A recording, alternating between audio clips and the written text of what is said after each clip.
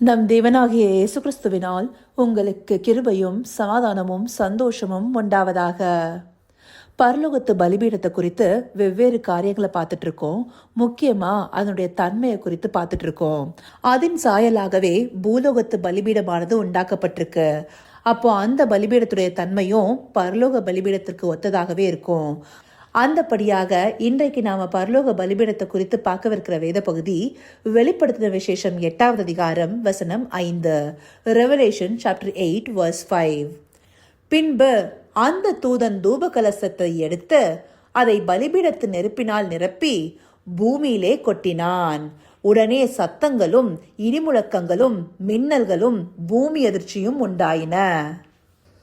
இந்த பகுதியில யோவான் பார்த்த தரிசனத்துல ஒரு தூதன் வந்து தூப கலசத்தை எடுத்து அதை பலிபீடத்து நெருப்பினால் நிரப்பி பூமியில கொட்டுறான். அப்படி செய்த உடனே சத்தங்களும் இடிமுழக்கங்களும் மின்னல்களும் பூமி அதிர்ச்சியும் உண்டாகுது. இந்தபடியா பூமியில ஒரு நியாய தீர்ப்பு உண்டாகிறத இந்த வசனம் காண்பிக்குது.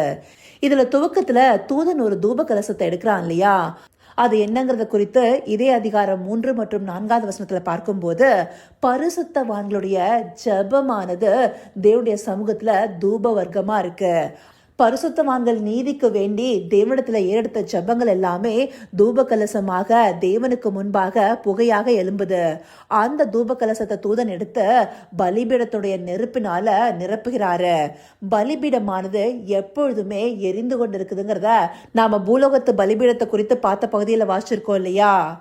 அது பரலோகத்தின் சாயலாகவே உண்டாக்கப்பட்டிருக்கு. அந்தபடியாக பலிபீடமானது எப்பொழுதுமே எரிந்து கொண்டிருக்கிறதாக இருக்கு. அந்த எரிந்து கொண்டிருக்கிற தலல்ல இருந்து நெருப்பை எடுத்து இந்த கலசத்துல நிரப்பி அதையே அந்த தூதன் பூமியில கொட்டினான். அப்படி கொட்டின உடனே என்னாச்சு? சத்தங்களும் இடிமுழக்கங்களும் மின்னல்களும் பூமி அதிர்ச்சியும் உண்டாயின. இது தேவனுடைய நியாய தீர்ப்பு தூங்குறத காண்பிக்குது. இந்த வசனத்திற்கு அடுத்தபடியா கொடுத்திருக்கிற 6வது வசனத்துல 7 எக்காலங்களையுடைய 7 தூதர்கள் எக்காலம் ஊதுகிறதற்கு ஆயத்தமாக்கப்பட்டதை பற்றி குறிப்பிடப்பட்டிருக்கும். அதுல ஒவ்வொரு எக்காலமும் ஊதப்படும் போது ஒரு வாதை உண்டாகிறத பார்க்கலாம். இந்தபடியாக தேவனுடைய நியாய தீர்ப்பானது பலிபீடத்திலிருந்து துவக்கப்படுகிறத இந்த பகுதியில் காண்பிக்கிறதாக இருக்கு. இப்படி பலிபீடத்திலிருந்து நெருப்பை எடுத்து தூப கலசத்துல நிரப்புறத நாம பழைய ஏற்பாடு புஸ்தகங்கள்லயும் வாசிக்கிறோம் இல்லையா.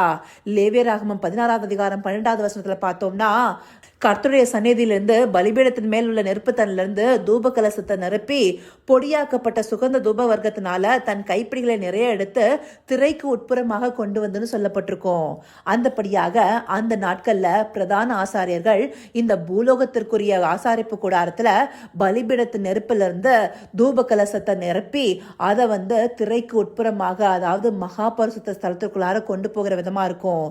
இந்தபடியாக பலிபீடத்து நெருப்பை எடுத்து அந்த நாட்கள்லயும் தூப கலசம் நிரப்பப்பட்டிருக்கு. இப்படியாக நிரப்பப்பட்டு அன்றைக்கு குற்ற நிவாரண பலி செலுத்தப்பட்டது. ஆனா இந்த பகுதியிலயோ அந்த குற்றங்களுக்கெல்லாம் தேவன் நியாய தீர்ப்பு செய்கிற காலமா இருக்கு.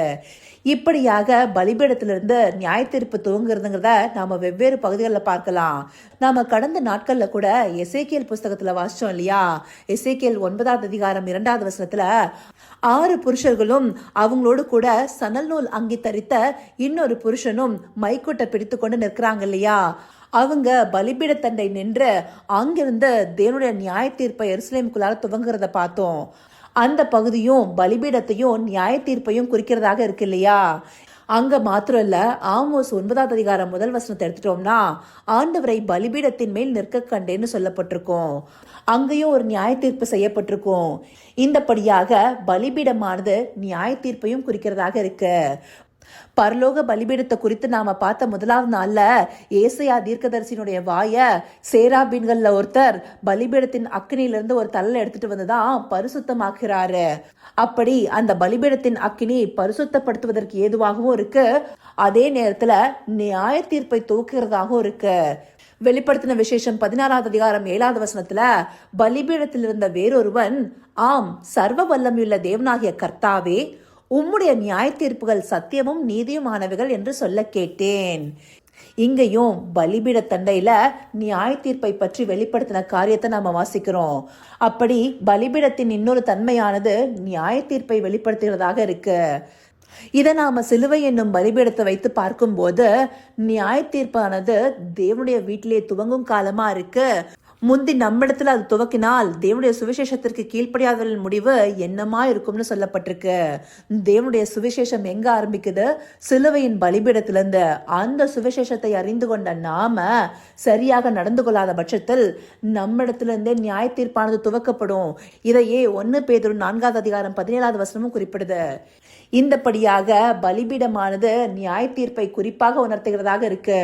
அது பரலோக பலிபீடமாக இருந்தாலும் சரி, அதன் சாயலாக உண்டாக்கப்பட்ட பூலோக பலிபீடமாக இருந்தாலும் சரி, அப்படியான பலிபீடம் நியாய தீர்ப்பை நமக்கு குறிக்கிறதாக இருக்குதுங்கிறத அறிந்து கொண்டு நாம ஜாக்கிரதை உணர்வு உள்ளவர்களாக செயல்படணுங்கிறதுக்காகவே இந்த பகுதிகள் நமக்கு காண்பிக்கப்பட்டிருக்கு. இதை உணர்வுள்ள இருதயத்தோடு பார்த்து பலிபீடம் வெளிப்படுத்துகிற நியாய தீர்ப்பை கவனத்துல வைத்து தேவனுடைய சுவிசேஷத்திற்கு கீழ்ப்படிந்து நடக்க அவரை நோக்கி பார்ப்போமா? கர்த்தாவே, தேவாதி தேவனே, உமக்கே இந்த வேளையில நன்றி செலுத்துகிறோம் ராஜா. அப்பா, பரலோக பலிபீடமும் நியாய தீர்ப்பை குறிக்கிறதாக இருக்குதுங்கிறத இந்த பகுதிகள் மூலமா எங்களுக்கு தெளிவாய் விளக்கியிருக்கீங்க தகப்பனே. இதை அறிந்து கொண்டு பலிபீடத்திலிருந்து துவக்கப்படுகிற நியாய தீர்ப்பை கவனத்தில் வைத்து நாங்கள் ஒவ்வொருவரும் உம்முடைய சுவிசேஷத்திற்கு கீழ்ப்படிந்த பிள்ளைகளாக உம்முடைய வழிகளில் நடக்கிறவர்களாக காணப்பட தேவரீர் எங்களுக்கு உதவி செய்யுங்கப்பா. ஆம் ராஜா, இதை கருத்துல கொண்டு எங்களை செவ்வைப்படுத்தி உம்மிடத்துல எங்களை ஒப்பு கொடுத்து நீதியில நிற்க நவமான இருதயத்தை எங்களுக்கு தந்தர்லுங்க. அப்படியே நீங்க அருளி செய்ய போகிற கிருபைக்காய் நன்றி. சகலவித துதி, மகிமை, கனம் யாவும் ஒருவருக்கே செலுத்துகிறோம். இயேசு கிறிஸ்துவின் மூலமாய் வேண்டிக் கொள்கிறேன் பிதாவே. ஆமேன், ஆமேன்.